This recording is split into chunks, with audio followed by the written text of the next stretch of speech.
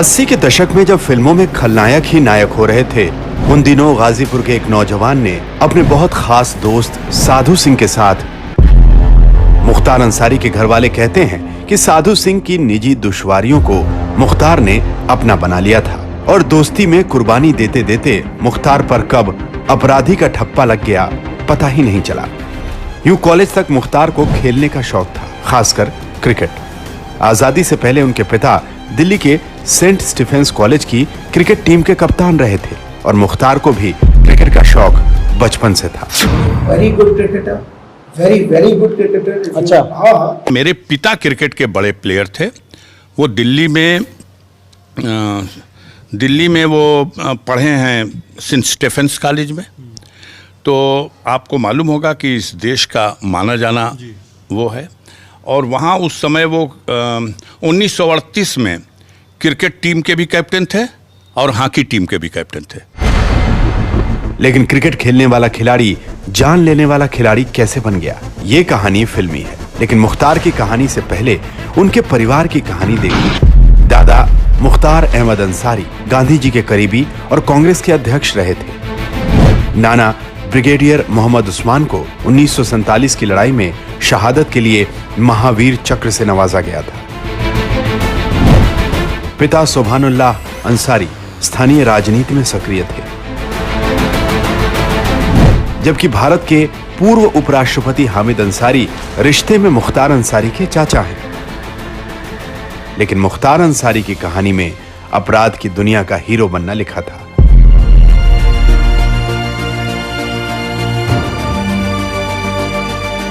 ये वो दौर था जब पूर्वांचल पर केंद्र की सरकारें ज्यादा ध्यान दे रही थीं, विकास योजनाएं बन रही थीं और विकास योजनाओं को ठेकेदार अमली जामा पहना रहे थे।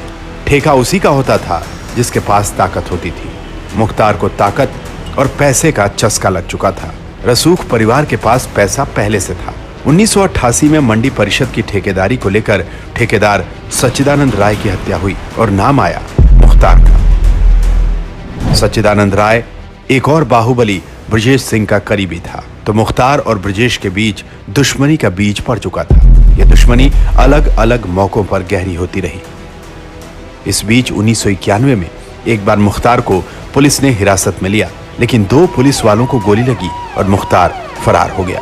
मुख्तार पर तब एक विधायक बनने की जिद सवार हो चुकी थी। उसने अपनी छवि रॉबिन हुड वाली बनानी शुरू की, जो आज तक कई लोगों के बीच कायम है। वो गरीबों के मसीहा हैं।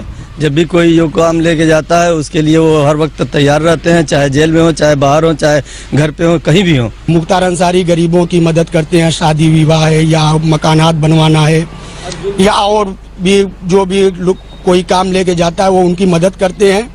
हर जुल्म के खिलाफ वो लड़ते हैं, इसलिए वो हमारे लिए मसीहा हैं।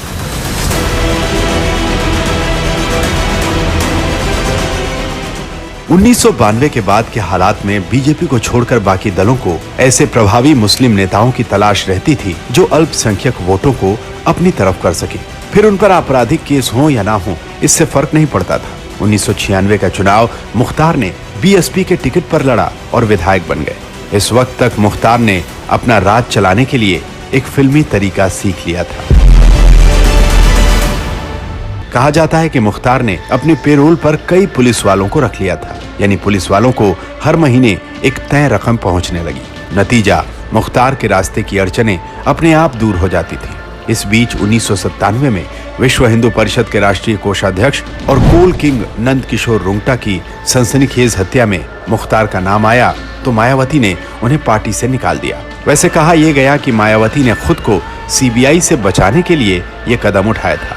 दिलचस्प ये कि सुप्रीम कोर्ट ने इस केस में मुख्तार को बरी कर दिया था और फिर मुख्तार की कहानी में वो मोड़ आया जिसने उसे बड़ा माफिया बना दिया।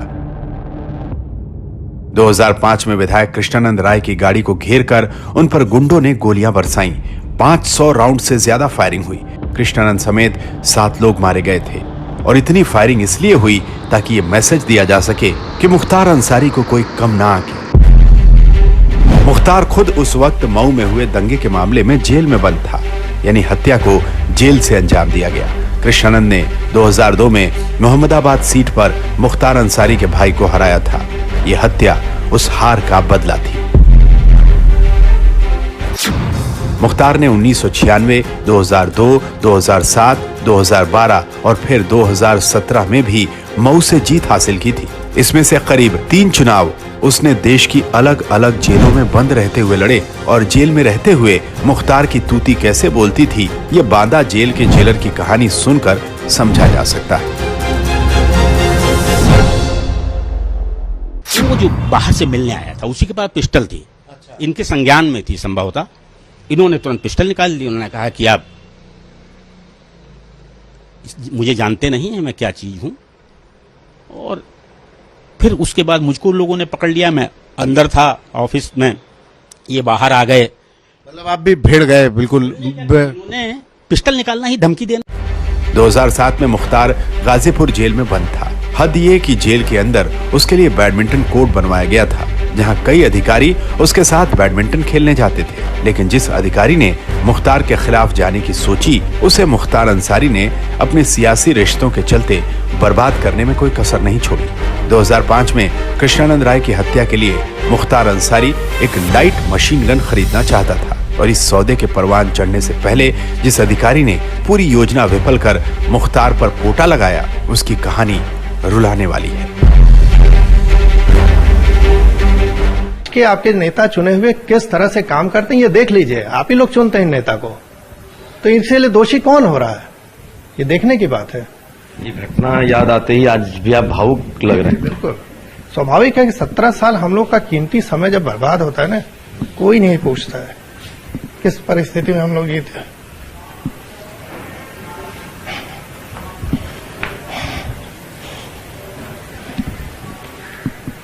नौकरी छोड़ने का दर्द, नौकरी छोड़ने का नहीं दर्द, लेकिन कैसी परिस्थिति हम लोग जीते हैं, परिवार हम लोग जानते हैं किस तरह से जान बची हम लोग की।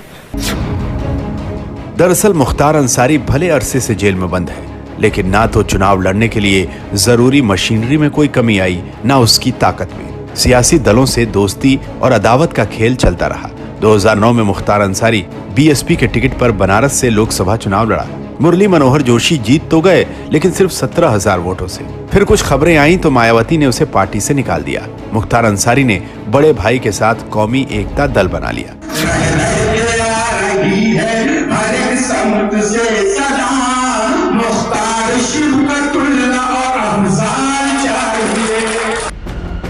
मुख्तार ने 2014 में नरेंद्र मोदी के खिलाफ बनारस से चुनाव लड़ने का ऐलान किया, लेकिन फिर कहा कि सेकुलर वोटों का बंटवारा ना हो, इसलिए वो नाम वापस ले रहे हैं। शिवपाल यादव मुख्तार को समाजवादी पार्टी में लाने वाले ही थे कि अखिलेश ने इनकार कर दिया।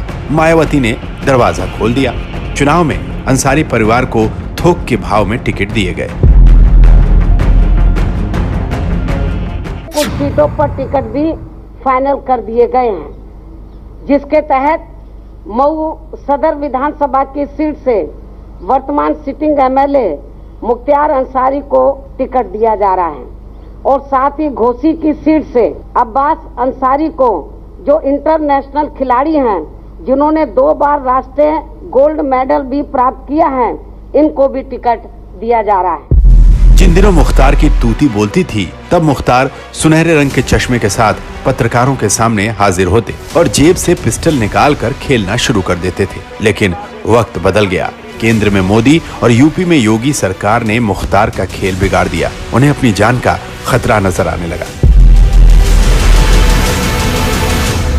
मेरी जान का खतरा है और मेरी हत्या कराने के मकसद से ही मेरा जेल से ट्रांसफर कराया गया है। और यदाकदा जब भी पत्रकार के सामने आए तो दर्द ही छलका। मुख्तार अंसारी ने 2021 में आखिरी बार सुर्खियां तब बटोरी जब उसे पंजाब की जेल से यूपी शिफ्ट किया गया था। उसने पंजाब जेल में बने रहने के लिए अपनी ताकत झोंक दी। जिस केस में उसके खिलाफ चार्जशीट भी नहीं थी, वो उस केस में पंजाब की जेल में बंद था। हंगामा टाइम्स की तमाम खबरों को देखने के लिए हंगामा टाइम्स को सब्सक्राइब कर लीजिए और बेल आइकन दबा लीजिए। अगर आपको ये वीडियो अच्छा लगा हो तो लाइक बटन प्रेस कर अपनी प्रतिक्रिया हमारे कमेंट बॉक्स में देना।